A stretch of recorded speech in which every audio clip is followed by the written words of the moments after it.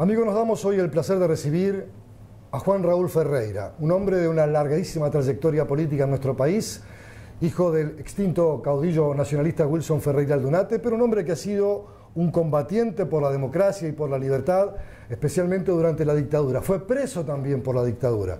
Un hombre que ha trabajado en favor de los derechos humanos, un hombre con una larga militancia en el Partido Nacional, pero que hoy ha dado un cambio, ha dado un paso. Ha venido hacia tiendas del Frente Amplio. Y sin duda, Andadura, es interesante conocerla. Bienvenido, Juan Raúl Ferreira. Gracias. Por invitarse, por permitirnos invitarlo aquí a nuestro programa. Y la primera pregunta es, ¿por qué ese cambio? ¿Por qué esa decisión? Yo no digo de traicionar banderas porque seguramente no es eso. La condición de nacionalista no la ha perdido ni la va a perder nunca, pero ha dado un paso diferente desde el punto de vista político. ¿Cómo debe entenderse? Bueno, en primer lugar porque yo creo que sería horrible que uno no cambiara. El mundo ha cambiado una barbaridad.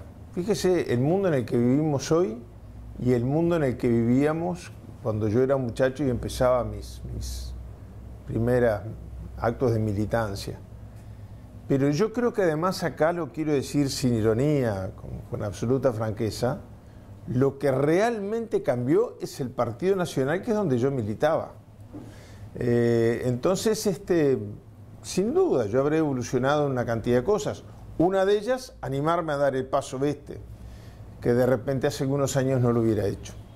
Pero yo creo que el gran cambio que hay que fijarse acá es el cambio de la realidad del mundo, que nos obliga a todos a tener posiciones más claras, más transparentes, no digo más polarizadas, pero más entendibles, más comprensibles por la gente, pero sobre todo cambió el Partido Nacional.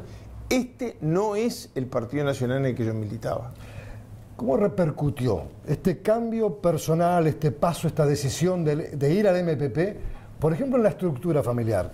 Obviamente por las fuertes y profundas raíces arraigadas a través de la historia con esa colectividad, porque en parte de su familia se mantiene dentro de las estructuras partidarias. Y no solo la familia, amigos.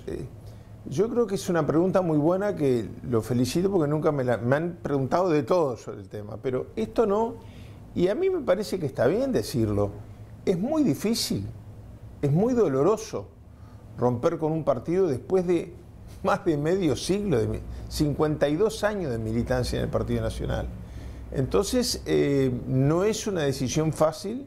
Y no es una decisión que, por más alegría, satisfacciones, la más importante es la de estar tranquilo con mi conciencia y con ser consecuente con lo que yo hoy creo y veo, incluso de cómo se me formó en el pasado y dónde está mejor identificado eso. Pero tiene un precio personal muy grande. Con la familia tiene que haber siempre una situación de respeto. Porque además las ideas y sobre todo lo que uno siente respecto de las ideas no se arregla a palazos. Pensá de otra manera. No, uno piensa lo que piensa, siente lo que siente, cree las cosas que cree. Y desde ese punto de vista, bueno, la familia es donde hay que ser más respetuoso por las opciones distintas. Así nos formaron además. Pero a mí me ha llamado la atención que el nivel de intolerancia al que ha llegado la sociedad, porque antes, a ver, yo recuerdo de niño, no de joven, de niño, amigos entrañables de mi padre, en aquella época no existía el Frente Amplio, que se iban de la lista 400, la pequeña agrupación donde él militaba, con el doctor Washington Beltrán, etcétera, y se iban sin solución de continuidad al Partido Comunista. A ver, Paco Espínola, Luis Suárez Neto, Luis Pedro Bonavita, y eso nunca alteró la relación entrañable que él tuvo hasta el último día de cada uno de ellos, que eran mayores que él y se fueron antes. Entonces, trasladar eso a la realidad que yo vivo hoy, que amigos de toda la vida no me saludan, o utilizan las redes para decir cualquier disparate, o incluso haber llegado a situaciones límites de agresiones personales, no siempre, porque yo no he querido hacer mucha bulla con este tema, no siempre leves, ¿no? Hubo un caso, una situación... Agresiones físicas. Agresiones físicas, sí.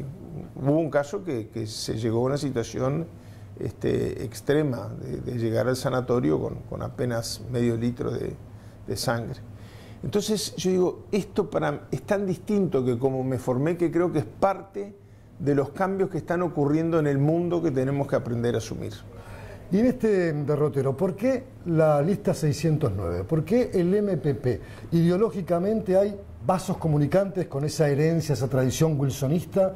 ¿Se puede percibir que hay un wilsonismo que emerge a partir de esta nueva realidad y que el wilsonismo ya no está en el Partido Nacional? Son dos preguntas en una. Sí, yo creo que es un conjunto de preguntas, todas ellas muy interesantes.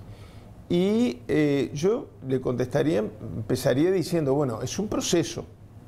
Yo hace un año y casi que un año y medio que anuncié que me iba del Partido Nacional y recién después di este paso. Conversé con todos los sectores políticos del Frente Amplio. Para mí lo que es muy importante es que no se interprete que optar por uno quiere decir optar en contra de los otros. Y desde ese punto de vista también el espacio 609 es el que me abrió mayores posibilidades, por lo menos de acuerdo a mi juicio, acertado o no, para poder actuar dentro de una disciplina partidaria, dentro de la regla del juego de las decisiones colectivas, pero con posibilidad de participar con total libertad en ese proceso colectivo, pero al mismo tiempo con cierta libertad de acción, etcétera. Me parece que encajaba muy bien con lo que... Yo a eso debo agregar que desde mi punto de vista, ahí hay un tronco muy blanco. El propio Mujica siempre ha reivindicado su raíz nacionalista. Mujica ha reivindicado, y algunos no quiere decir que no haya otros blancos que dentro del frente no hayan optado otro camino, pero entre las cosas que incidió eso. Es decir, yo tengo de compañeros del ámbito de dirección que integro, gente con la empecé a militar en política, como Rubén Martínez Huelmo, está el diputado Frati, que es más blanco que paleta de bagual.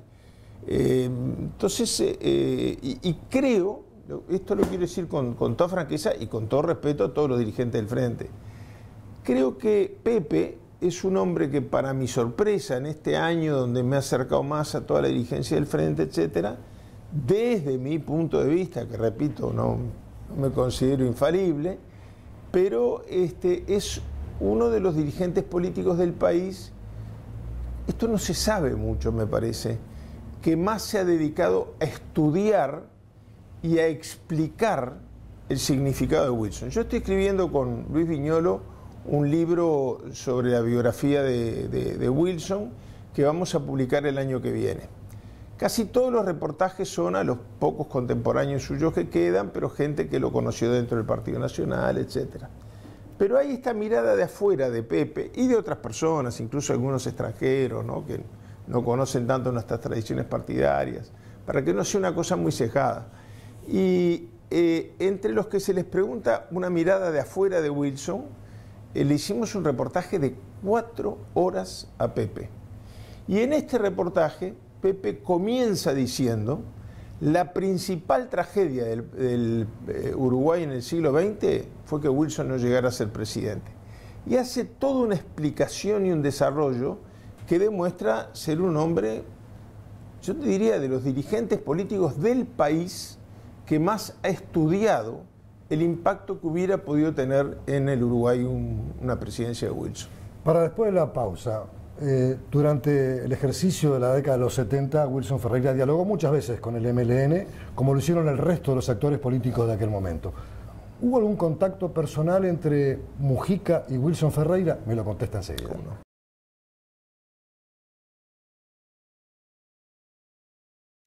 El empresario usa y va del correo uruguayo que le permite autogestionar todos sus envíos. En cambio, el empresaurio, no. Además, sigue los paquetes con la aplicación. Ahora, el empresaurio, no. El empresario imprime sus etiquetas desde la web y su sistema de gestión se integra perfectamente con el de AIBA. Y el empresaurio, obviamente, no. Para actualizar y mejorar tus procesos, usa AIBA, la herramienta del correo uruguayo que te permite gestionar tus envíos desde cualquier dispositivo. El correo uruguayo Llega hasta donde quieras. Ahora nos toca a nosotros. Ahora es el nuevo futuro. Nosotros somos nuestros propios jefes, nuestros líderes, nuestros propios héroes. Si no encontramos el camino, lo inventamos. Si no tenemos las oportunidades, las creamos. A nosotros nos une lo que nos gusta. Y nos fijamos más en lo que haces que en lo que decís. Tomamos la iniciativa. Compartimos ideas. Y confiamos en los demás para hacer cosas entre todos y para todos. Porque el mundo es lo que nosotros hacemos de él ahora. Nosotros estamos haciendo crecer la fuerza más poderosa. La libertad para que la gente se conecte. Nosotros creemos en un mundo sin fronteras. Donde cada vez estemos más unidos. Nosotros tenemos un propósito. Creemos en una causa. Sentimos que tenemos algo para dar. Nosotros tenemos a la empresa de comunicación de nuestro lado. Antel. Nosotros. Ahora.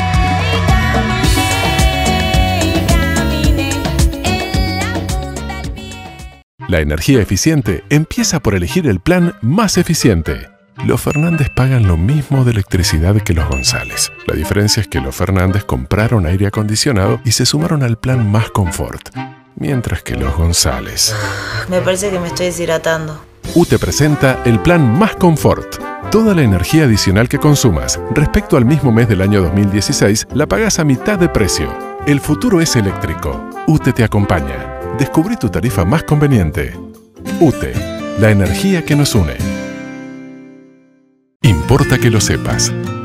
Es importante que sepas que el nuevo Código del Proceso Penal, cuya entrada en vigencia será el 16 de julio de 2017, consagra un nuevo sistema de carácter acusatorio, reconociendo especialmente a la víctima del delito y a la persona a quien se le atribuye haberlo cometido el derecho a ser tratado con el respeto debido a la dignidad del ser humano. Los fiscales serán los responsables de dirigir la investigación de los delitos y llevar adelante su persecución penal, debiendo atender y proteger a las víctimas. Conoce más en importaquelosepas.com.uy/fiscalía. Importa que lo sepas. INPO, Centro de Información Oficial.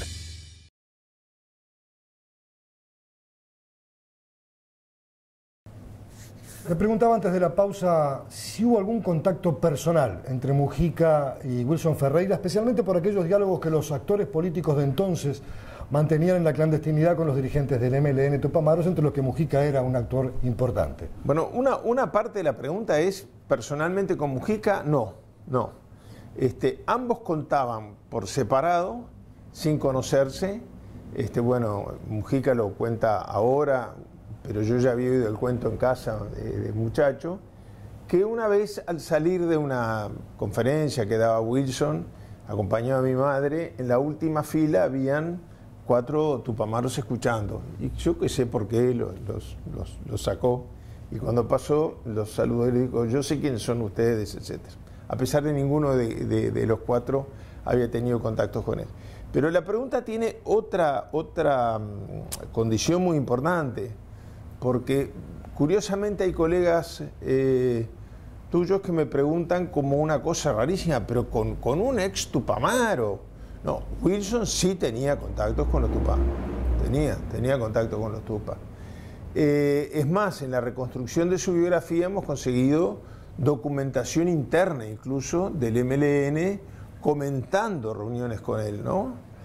El común denominador, algunos viven todavía, como Rosenkopf. El común denominador de los que han podido testificar reuniones que tuvieron en la clandestinidad con Wilson, dicen que era casi que una obsesión de él que se integraran al sistema político, que abandonaran las armas y se integraran, algo parecido a lo que hoy vemos que está tratando de suceder en el mundo, como sucedió con una parte de la guerrilla en Colombia, la guerra civil más larga de la historia de América Latina. Pero aún aquellos que se oponen al diálogo con la guerrilla, después cuando llegan al poder buscan el diálogo con la guerrilla, pues nadie... Y Wilson, la expresión que han utilizado muchos de los que sí se reunieron con él es no creía en que el aniquilamiento represivo era la solución para la paz en el Uruguay. Y hay algunas cartas... Un concepto sin duda muy importante que fue a contracorriente de lo que pasó después del 73. Claro, y que además me sorprende a mí cuando me dicen, pero ¿cómo con gente que fue Tupamaro? Bueno, pero es que, bien dicho, fue. A veces además las críticas en el Uruguay de hoy, donde se ha sustituido mucho la argumentación por la descalificación, tienen un nivel de ignorancia histórica muy grande. Alberto Sumarán, cuando fue senador, su jefe de gabinete era un ex Tupamaro. El primer embajador que manda, que se designa a Cuba y que luego es embajador alterno en la OEA, Fernando González Guller, que es un ex Tupamaro que le había puesto una bomba a Pacheco. Wilson en el exilio tenía muchos amigos, Luis Nieto, en fin.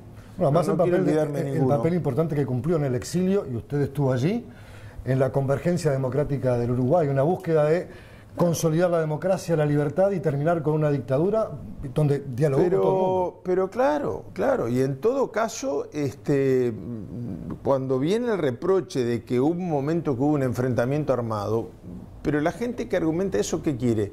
Que hubiera seguido Pepe fue electo presidente por el voto popular. ¿Qué hubieran preferido? ¿Que en vez de eso hubiera tratado de llegar al poder a través de la lucha armada? Yo creo que es un argumento meramente retórico. Pero sí es muy interesante, para mí implicó revelaciones muy grandes, leer la correspondencia interna que se intercambiaban algunos de los dirigentes del MLN con Wilson, luego a sus compañeros. También es muy interesante ver algunas cosas que decía, que opinaba y que escribía el Bebe Sendik, que nunca se reunió con él, pero el jefe, sí, la cabeza por excelencia del MLN, sobre el rol que le tenía que tocar a Wilson jugar en la historia. Escucharlo Mujica también en el reportaje, referirse a que antes de fin de cambio de siglo tendría que haber habido una reforma estructural que era más fácil, de repente por prejuicios, por una cantidad de cosas, que, bueno, en la historia casi siempre es así, que era más fácil que le hiciera a alguien que viniera de un partido con una imagen más conservadora que un líder de izquierda, que se tendría que cuidar más porque iban a decir que era porque de izquierda. Muchas veces ocurre esto en la historia política. Pero en todo caso, sí, Wilson, no, ¿por qué hay gente que me pregunta por qué no decía que no decía que tenía contacto con los Tupamaros, porque si no le quitaban los fueros iba preso?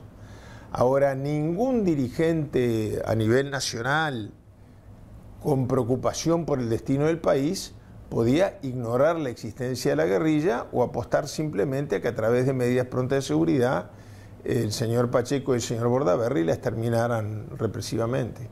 Usted trabajó mucho y fuertemente por los derechos humanos, incluso integró esta institución de los derechos humanos a nivel nacional. ¿Se ha podido superar o se está en proceso de superar todavía las heridas fuertes que dejó la dictadura y los casos aún pendientes? Nota que hay voluntad política, no solo de los referentes políticos, sino especialmente de los militares o aquellos que han practicado de manera directa ese tipo casi de exterminio que de alguna manera dejó heridas muy abiertas en la sociedad uruguaya. Sí, creo que todos contribuimos para algunas heridas. Yo fui votante de la ley de caducidad y públicamente, y lo vuelvo a hacer y no tengo ningún reparo, al revés, me tranquiliza hacerlo. He hecho la crítica, la autocrítica, porque creo que no debió... A ver, en el proceso de transición todos cometimos errores. Pero una cosa es un error y otra cosa es un error que deja una herida abierta. Y creo que cicatrizar esa herida es una responsabilidad de todos. Esos errores que unos y otros podamos haber cometido en la transición rompieron la fortaleza que tenía ese bloque antidictatorial que se había formado en las cárceles también, pero donde la mayoría de los presos provenían de una misma vertiente ideológica, en un sentido amplio de la palabra. Pero en el exilio, donde la pluralidad era muy grande. Y acá también en Uruguay, donde se hacían acciones, muchas en el periodo de libertad que gozó Sereñi entre la primera y la segunda detención. Yo ahí todavía estaba en Uruguay y participaba de algunas de las reuniones de coordinación. Entonces, toda esa acumulación de fuerzas antidictatorial hubiera tenido un valor de cambio muy grande para el país si no hubieran producido los desencuentros. Pero además hay un tema de justicia y de ética fundamentalmente en los familiares. Curiosamente, hace poco estuvo en Uruguay Jair Kirch, que cumplía 80 años. Yo confieso... En el que usted participó y en el que habló. Sí, bueno, fue muy emocionante porque nadie me había dicho que tenía que hablar. Fue un pedido de él que me llevaron, yo estaba entre el público y me llevaron el micrófono. Pero le puedo asegurar que el abrazo con este viejo luchador de los derechos humanos fue una de las cosas más impresionantes que me ha pasado en mi vida. Hacía mucho que no lo veía y los dos nos quedamos sorprendidos con la mirada y después nos dimos un abrazo eterno y silencioso. Luego él hizo referencia a algunas cosas que habíamos hecho juntos en su conferencia. Pero, bueno, Jair Castro abordó este tema, ¿no? Y que en este momento del mundo se vuelve más complicado por las situaciones de polarización que se están viviendo, sobre todo en la región. Entonces, yo creo que no se han dado todavía los pasos más importantes. Curiosamente, la creación de la Institución de Derechos Humanos y la voluntad del Parlamento de legislar sobre temas de derechos nos permitió avanzar en la agenda de derechos, pero mucho más en otros temas que en aquel para el cual específicamente se dieron todos estos pasos, que era la reconciliación del periodo dictatorial. Para la vuelta a la pausa, quiero preguntarle cómo ve justamente ese sistema de polarización política. ¿Cuál es la mirada de un hombre experto, con muchas campañas electorales en su espalda, de lo que puede pasar en la elección del año que viene, 2019, año electoral, y bueno, con discursos a veces muy polarizados, muy radicalizados, que pueden tender incluso a crecer desde el punto de vista emocional? Pero me lo contesta enseguida. ¿Cómo no?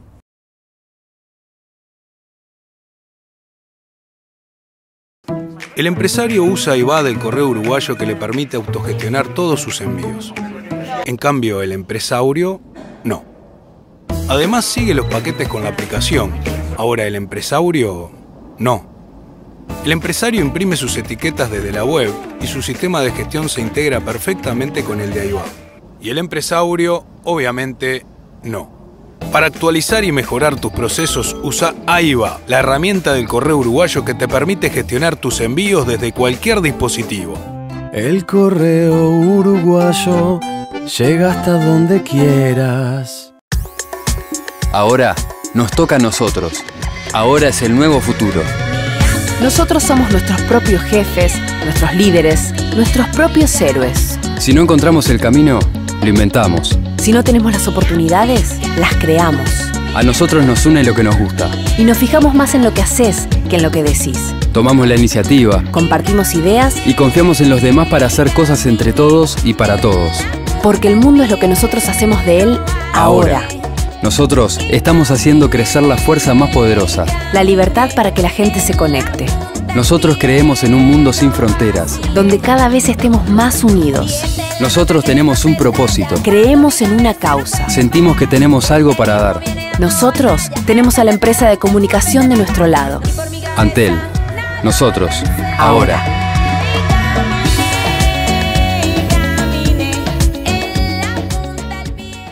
La energía eficiente empieza por elegir el plan más eficiente. Los Fernández pagan lo mismo de electricidad que los González. La diferencia es que los Fernández compraron aire acondicionado y se sumaron al plan Más Confort, mientras que los González... Me parece que me estoy deshidratando. UTE presenta el plan Más Confort. Toda la energía adicional que consumas respecto al mismo mes del año 2016 la pagas a mitad de precio.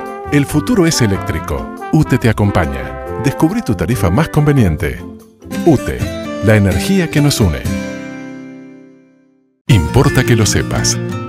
Es importante que sepas que el nuevo Código del Proceso Penal, cuya entrada en vigencia será el 16 de julio de 2017, consagra un nuevo sistema de carácter acusatorio, reconociendo especialmente a la víctima del delito y a la persona a quien se le atribuye haberlo cometido el derecho a ser tratado con el respeto debido a la dignidad del ser humano. Los fiscales serán los responsables de dirigir la investigación de los delitos y llevar adelante su persecución penal, debiendo atender y proteger a las víctimas. Conoce más en importaquelosepas.com.uy/fiscalía. Importa que lo sepas. INPO, Centro de Información Oficial.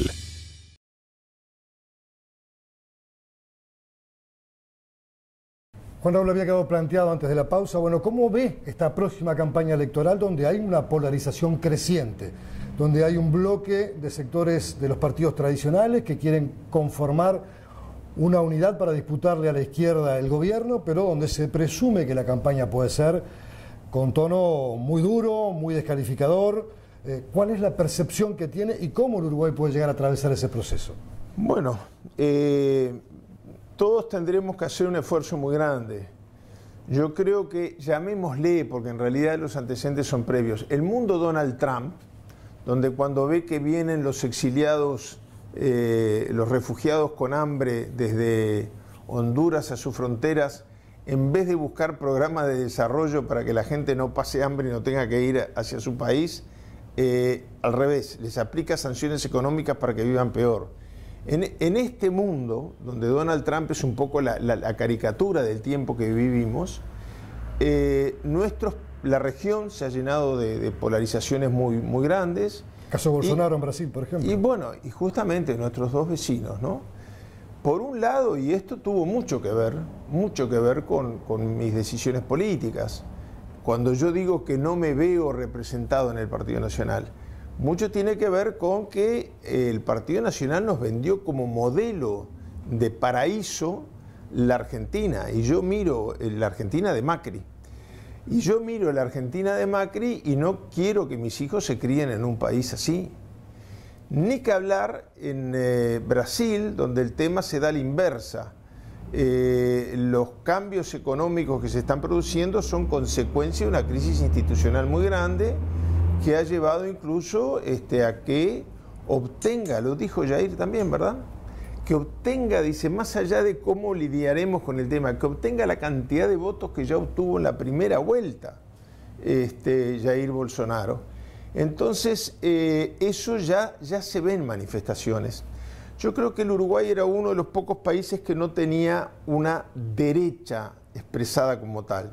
Habían sectores conservadores, sectores liberales, sectores progresistas, pero la derecha como articulación política es un fenómeno nuevo. ¿Y estamos rumbo a eso? Yo creo que sí, yo creo que sí. Yo creo que uno lee las declaraciones, lo digo con todo respeto, pero con nombre y apellido, de la calle Pou en la prensa, y están dirigidas a haber dado ya el paso de conservadurismo a derecha, y la impresión que me da a mí es que es mucho más difícil el paso de conservador a derecha que de derecha a ultraderecha, porque después las cosas se le van de las manos. Más en la situación que vivimos regionalmente, y lo de Brasil es un buen ejemplo. Ya estamos viendo en Uruguay expresiones en las cuales en el debate parlamentario, en la propaganda política, en los programas de televisión, en las redes. En las redes ni que hablar. En las redes ni que hablar. A mí un dirigente me dijo, nosotros con lo de las redes no tenemos nada que ver, son los militantes. Entonces no sos dirigente. El dirigente, si no predica con el ejemplo, respetando a su adversario, anteponiendo un argumento superior, llevando el debate con transparencia, etcétera. No, acá es lo que propone el gobierno, la oposición tiene que estar en contra y tiene que estar radicalmente en contra, y si puede dejar alguna sospecha de que además hay mala intención o hay mal manejo, mejor todavía. Una judicialización de la política que es muy propia de la Argentina, pero que acá nunca se había dado, y sobre todo las expresiones descalificadoras. Mi madre me contaba, con esto redondeo, mi madre me contaba que cuando yo tenía 8 o 9 años le pedía para ir a la barra a mirar las sesiones, ¿no? Y yo ahora de niño miro y veo quiénes eran los protagonistas y me doy cuenta que hasta para un niño sería atractivo verlo. Yo le confieso que hoy cuando veo un debate parlamentario muchas veces hago zapping porque no puedo creer el nivel de intolerancia y de intento de descalificación al adversario que se está viviendo. Juan Raúl, ha sido un verdadero gusto y un placer haberlo recibido. No será la última vez que lo tengamos por aquí. Ojalá. Pero gracias por su presencia. Amigos, en instantes llega el análisis de política internacional del doctor Carlos Pita. Ya venimos.